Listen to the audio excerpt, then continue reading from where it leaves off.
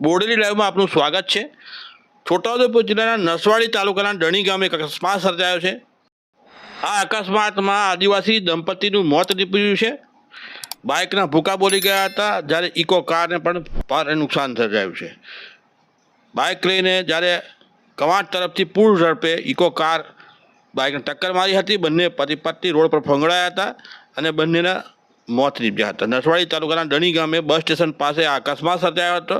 અકસ્માત સર્જાતા બાઇક સવાર પતિ પત્ની જે દંપતી છે એમના મોત નીપજ્યા હતા।